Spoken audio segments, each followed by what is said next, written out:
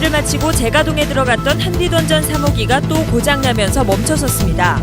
1년 만에 원전 6호기에서 6차례나 가동 중단 사태가 발생하면서 주민 불안이 커지고 있습니다. 기아 타이거즈의 새 야구장이 2년 가까운 공사 끝에 완공을 눈앞에 두고 있습니다. 가족이나 친구와 함께 즐길 수 있는 특별한 공간들이 많아 큰 인기를 끌 것으로 예상됩니다. 구례군수 주민 소환 투표가 조금 전 마무리된 가운데 투표율이 초미의 관심사가 되고 있습니다. 현장 연결합니다. 오늘 아침 안개가 짙게 끼면서 항공기 결항과 교통사고가 잇따랐습니다. 내일 아침에는 안개가 더 짙게 끼겠지만 미세먼지의 농도는 평소와 비슷한 수준이 될 것으로 예보됐습니다. 여러분 안녕하십니까? 광주 MBC 뉴스데스크입니다. 한빛 원전이 또 고장났습니다. 작년 10월에 원자로 핵심 부품에 균열이 가서 올 6월에야 재가동에 들어갔던 바로 그 원전입니다. 고친 지 얼마 안 된 3호기가 또 고장난 탓에 주민들 불안감이 큽니다. 첫 소식 김인정 기자입니다. 한빛원전 3호기가 고장으로 갑자기 가동을 멈춘 건 오전 8시 45분입니다. 결함 보수를 마치고 재가동을 강행한 지 고작 6달 만에 또 고장이 난 겁니다. 주변 학교와 연결된 송전선로 차단기 고장으로 터빈 발전기가 안전을 확보하기 위해 자동으로 정지되었습니다. 한빛원전 3호기는 지난해 계획 예방 정비에서 헤드관 통관 균열이 발견돼 용접 보수 작업을 했고 지난 6월에야 재가동에 들어갔습니다. 이번 가동 중단으로 전국 원전 23기 가운데 7기가 가동을 멈춘 상태입니다. 특히 계획 예방 정비 중 원자로 헤드에서 중대 결함이 발견된 한빛 4호기도 현재 정비를 끝내지 못하고 있어 한빛 원전에서만 2대가 멈춰 있습니다. 이런 와중에 이렇게 계속해서 잦은 고장들이 또는 사고들이 연이어 있어서 기본적으로는 이제 원전 안전성에 여전히 허점이 보이는 거고요. 그래서 한빛원전 3호기의 재가동을 두고 우려의 시선을 보냈던 주민들은 또 고장이냐며 불안해했습니다. 그 원전에서 무슨 자꾸 잦은 고장이 생기면은 혹시라도 일본과 같은 그런 큰 피해가 있지 않을까. 그래갖고 모두가 좀 불안한 상태입니다. 이번 고장으로 겨울철 전력 수급과 원전 안전성에 또 한 번 빨간불이 켜졌습니다. MBC 뉴스 김인정입니다. 최근에 한빛 원전을 보면 유난히 고장과 비리가 잦은 것 같습니다. 얼마나 많았는지 한번 볼까요? 지난 1년 동안 부품 고장이나 부실 정비가 드러나 가동이 중단된 원전은 이곳 한빛 2호기와 3호기, 5호기와 6호기 등 4개로 전체의 3분의 2를 차지하고 있습니다. 시험 성적서가 위조되거나 가짜 부품이 납품돼 말썽을 일으켰던 원전은 얼마나 됐을까요? 유감스럽게도 원전 6개 중 문제 없이 넘어간 데가 단 한 군데도 없었습니다. 상황이 이러다 보니 이래도 괜찮은가 하는 불안감이 그 어느 때보다 큽니다. 원인을 따져보면 관리가 부실했거나 비리가 개입했거나 아니면 만들어진 지 오래돼 문제가 잇따르고 있다는 게 안팎의 공통된 해석입니다. 이렇게 고장이 잦고 문제가 계속되면 당장 올여름 전력대란으로 에어컨을 눈치 보고 틀었던 것처럼 올겨울도 춥게 보내야 하는 것 아니냐 이런 걱정이 드는데 더 큰 문제는 바로 이 원전 문제가 우리의 생명과 직결되어 있다는 것이죠. 우리 지역은 특히 원전을 지척에 두고 있어서 지역민들의 불안감이 그만큼 더 큰 겁니다. 후쿠시마 원전 사태와 같은 대재앙이 일어나서는 안 되겠죠. 정부 대책이나 검찰 수사로 사고를 막을 수 있다면야 좋겠지만 100% 안전한 에너지원은 없다는 점에서 이제라도 우리나라 에너지 정책에 대한 근본적인 수술과 시각의 전환이 필요하지 않냐는 여론이 점차 힘을 얻고 있습니다. 광주 새 야구장이 사실상 완공됐습니다. 새 야구장 관중석을 보면 가족과 친구, 연인과 함께 보기 편하게 만들어진 특별한 공간들이 많다고 합니다. 이계상 기자가 미리 가봤습니다. 지상 6층 규모로 된 새 야구장에서 가장 눈길을 끄는 공간이 스카이박스입니다. 10명 안팎의 관람객들이 독립된 공간에서 오붓하게 모임을 가지면서 야구 경기도 볼 수 있도록 만들어졌습니다. 이 공간은 야구장 4층에 설치되어 있는데 탁 트인 무등산 전망과 실시간 경기를 함께 즐길 수 있습니다. 각 개인뿐만 아니라 가족 단위 또 연인 단위로 왔었을 때 이제 곳곳에서 이제 편하게 경기를 관람할 수 있고 또 함께 즐길 수 있는 그런 공간들 많이 확보를 했습니다. 2만 5천 석에 이르는 관중석은 넓어진 여유 공간에 전용 의자가 배치됐습니다. 관중석 좌석은 이렇게 지그재그로 엇갈려 설치되어 있어서 앞사람 때문에 시야가 방해되는 일을 최소화했습니다. 1루와 3루석 옆에 마련된 브랜드석은 그라운드와 채 10m도 안 떨어져 있어서 선수들의 숨소리까지 들을 수 있을 정도입니다. 내야 끝부분에는 4인용 바베큐 테이블석이 모둠으로 설치돼 친구나 연인들이 자유롭게 이용하도록 했습니다. 안전 난간대라든가 특히 노약자나 어린이들이 와서 마음껏 안전하게 관람을 할 수 있도록 그렇게 설치를 했습니다. 잔디가 깔린 외야 관중석은 야구장이라기보다 공원에 가깝습니다. 어린 아이들은 뛰어놀고 어른들은 편한 자세로 경기를 즐길 수 있습니다.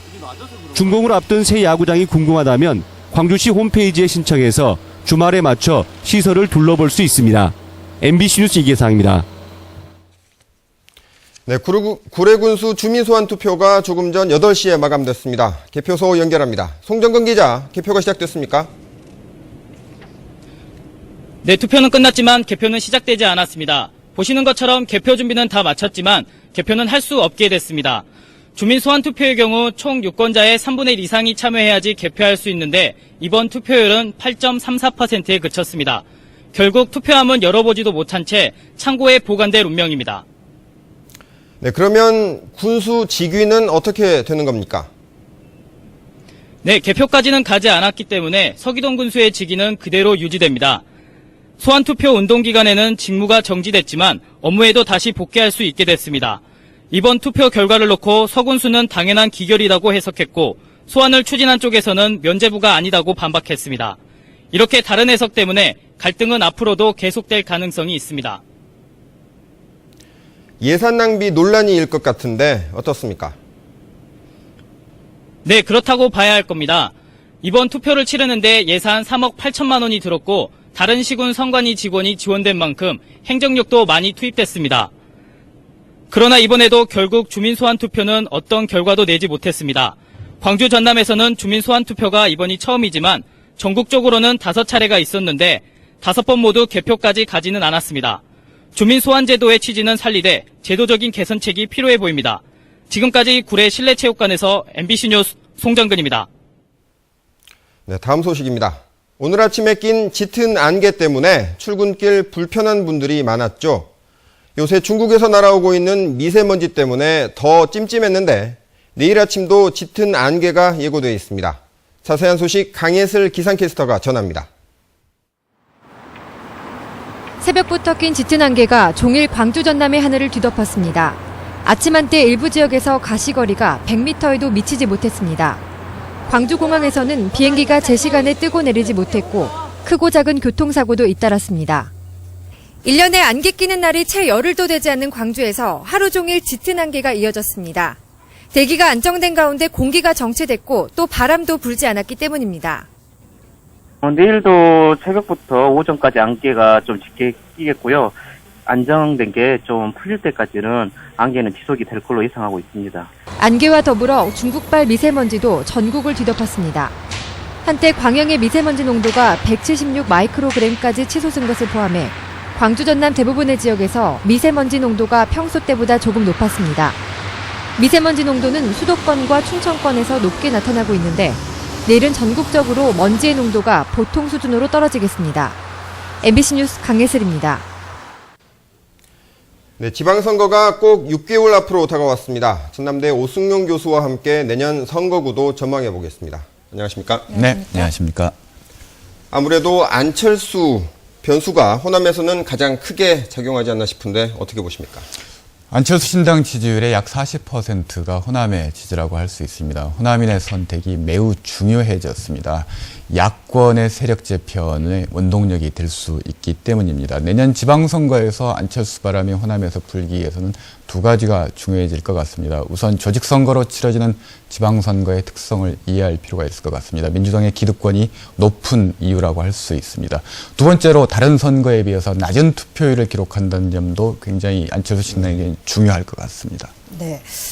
유권자 입장에서는 선택지가 다양해진다는 건 좋은 거지만 일부에서는 또 야권 분열을 걱정하는 목소리도 있습니다. 어떻게 생각하십니까? 호남은 민주당의 독점적 지위가 유지되는 지역입니다. 민주당 경선 승리는 곧 당선으로 연결되던 공식이 내년 지방선거에서는 깨질 가능성이 높아졌습니다. 경쟁이 치열할수록 보다 우수한 인재가 당선될 가능성이 높아진다는 거고 호남 정치의 경쟁력도 그만큼 더 높아질 것이라고 예상이 됩니다. 야권 분열을 예상하는 우려하는 목소리도 있습니다만 지난 대선 패배의 큰 교훈 중에 하나는 구도를 단일화한다고 해서 반드시 승리한다는 건 아니라는 것입니다. 결국 컨텐츠와 비전이 중요하다는 것입니다. 네, 좀 질문이 이르긴 하지만 내년 지방선거가 몰고 올 정치 판도 어떻게 전망하십니까? 2014년 지방선거는 매우 중요한 선거일 것 같습니다. 우선 호남 내에서 어느 정당이 주도권을 가질 수 있을 것인가를 내년 지방선거 결과가 말해줄 수 있을 것 같습니다. 호남 내에서 주도권을 갖는 정당은 결국 한국 정치에서 특히 야권 내의 주도권도 같이 장악할 수 있을 것 같습니다. 야권 내의 주도권을 장악한다면 2016년 국회의원 선거와 2017년 대선 과정에서도 대권으로 가는 유리한 위치를 선점할 수 있을 것 같습니다. 매우 중요한 선거가 2014년 지방선거가 다가오고 있다고 할 수 있습니다. 네, 오늘 말씀 감사합니다. 고맙습니다. 네, 감사합니다. 오늘 오후 2시쯤 광주시 동구 계림동의 한 병원 1층에서 불이 나 소방서 추산 1,000만 원의 재산 피해를 내고 25분 만에 꺼졌습니다. 이 불로 병원에 입원해 있던 환자 63살 김모 씨 등 4명이 연기를 마셔 다른 병원으로 옮겨졌고 또 다른 환자 10여 명도 대피하는 소동을 빚었습니다. 경찰과 소방당국은 엑스레이 암실에서부터 불길이 시작됐다는 병원 관계자의 말을 토대로 정확한 화재 원인을 조사하고 있습니다. 박근혜 대통령 사퇴 요구가 잇따르는 가운데 국정원의 대선 개입을 규탄하는 시국회의가 활동 확대를 선언했습니다. 광주 지역 시민단체와 진보단체로 구성된 국정원 헌정유린 규탄 시국회의는 회의를 열고 참여단체를 확대 재편하고 새로 부활한 유신독재에 맞서겠다고 밝혔습니다. 이들은 매주 토요일 오후 6시 광주 우체국 앞에서 다양한 촛불 집회를 갖고 릴레이 시국선언과 시국미사를 가질 예정입니다. 광주지방 변호사회가 2013년도 법관 평가를 발표하고 올해 우수 친절 법관과 하위 법관을 선정했습니다.